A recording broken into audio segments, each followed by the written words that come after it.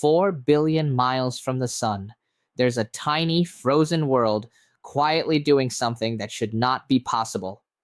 It's cooling its own atmosphere using nothing but haze.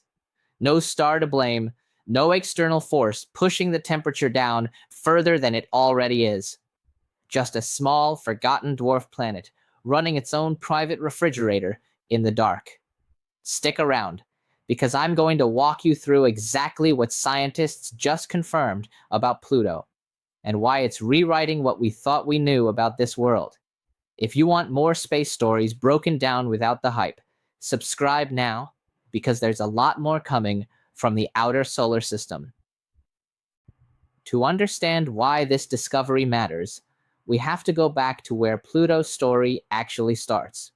In 1930, a young observatory assistant in Arizona spent night after night comparing photographic plates of the same patch of sky, hunting for a single point of light that moved.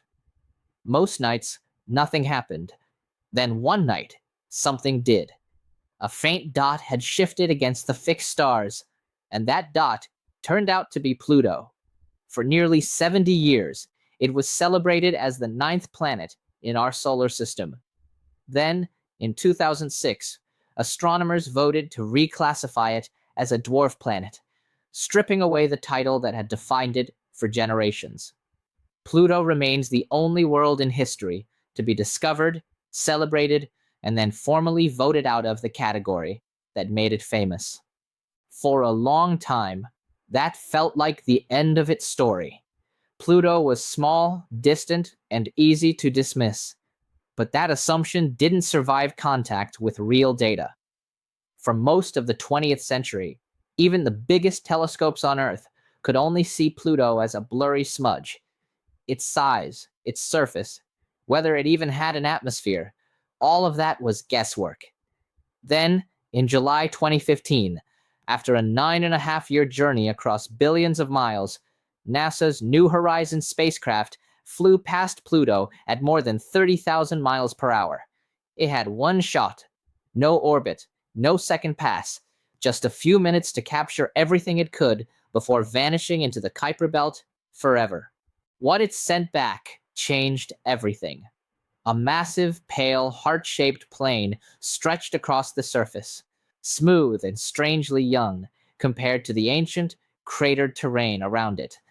Mountains of water ice rose over 10,000 feet into a hazy sky, frozen so hard they behaved more like solid rock than ice.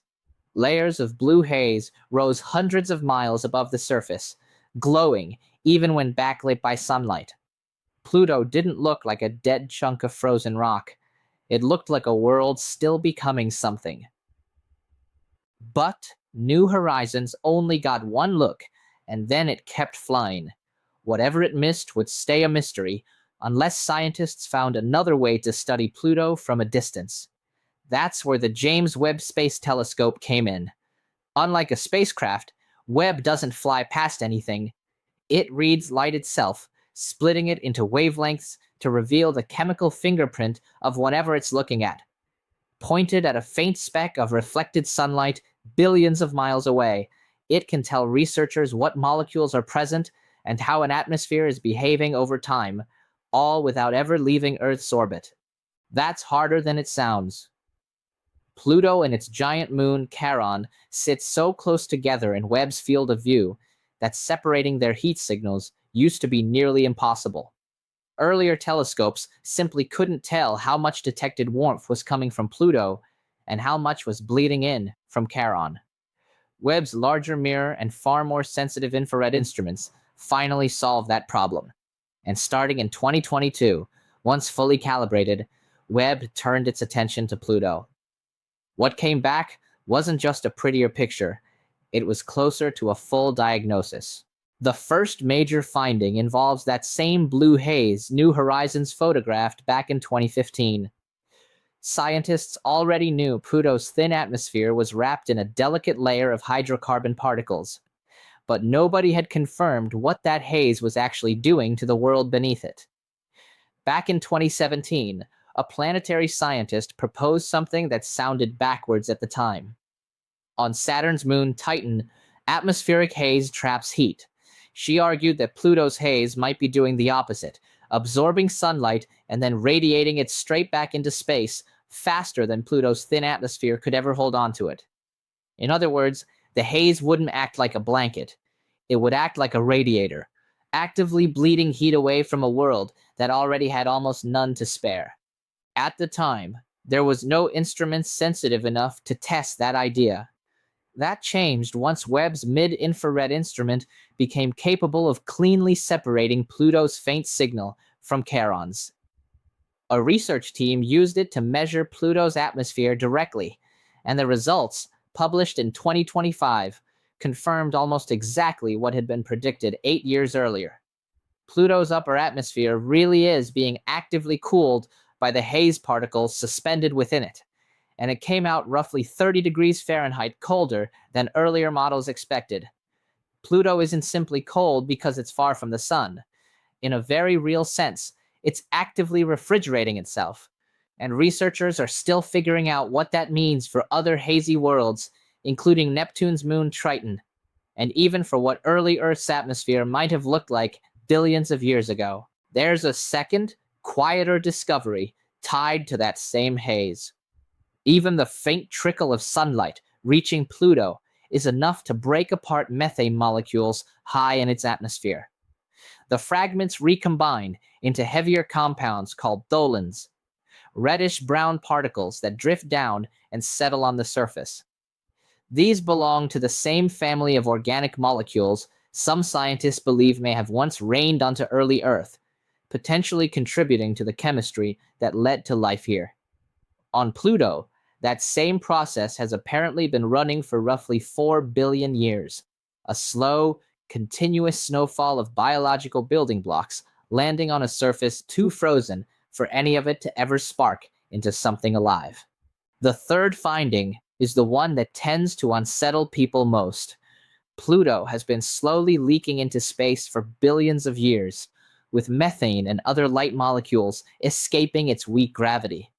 For a long time, nobody knew exactly where that material was going. It turns out Pluto's largest moon, Charon, has been catching it. Charon's poles are stained a deep reddish brown, and researchers now believe that's because its polar regions spend decades in total darkness, acting as a cold trap where escaping methane freezes solid. When sunlight finally returns, radiation breaks the frozen methane apart and reassembles it into heavier reddish compounds, locking in that color permanently. Webb data from 2024 also confirmed frozen carbon dioxide and hydrogen peroxide on Charon's surface, chemicals never previously identified there. Picture standing on Pluto for a moment.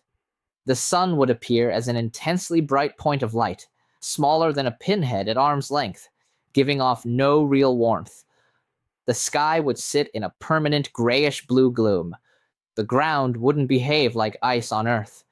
At nearly 400 degrees below zero, water ice becomes hard enough to ring like metal is struck. And overhead, Charon would hang motionless in the same spot forever. The two worlds locked in a gravitational standoff that's been running for billions of years. The surface holds more mysteries. In one region, New Horizons photographed towering blades of frozen methane over 1,000 feet tall, arranged in parallel ridges, a formation never documented anywhere else in the solar system. Elsewhere, two enormous mountains with lava flow-like flanks may actually be cryovolcanoes, structures that once erupted not with molten rock, but with a slurry of water, ammonia, and methane forced up from beneath the icy crust. That hints at internal warmth, which feeds one of the most debated ideas about Pluto today, a possible hidden ocean buried roughly 100 miles beneath the surface, kept liquid by radioactive decay in Pluto's core. Right now, there's no funded mission planning to confirm any of this directly. Webb remains our only working tool, checking back in on Pluto every few months, adding another data point each time. And Pluto sits inside the Kuiper belt, a region of icy debris beyond Neptune, home to hundreds of thousands of objects, and an estimated trillion or more comets, almost entirely unexplored beyond that single New Horizons flyby.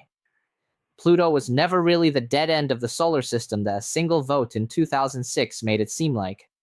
It turned out to be the beginning of a whole new set of questions. And if one small, frozen, formerly dismissed dwarf planet was hiding this much complexity, it's worth wondering what everything else out there in the dark is hiding too. If you want more stories like this, grounded in real published research instead of exaggerated headlines, subscribe and turn on notifications. Webb is still pointing back at Pluto every few months, and there's a real chance the next round of data makes this story even stranger. Thanks for watching, and I'll see you in the next one.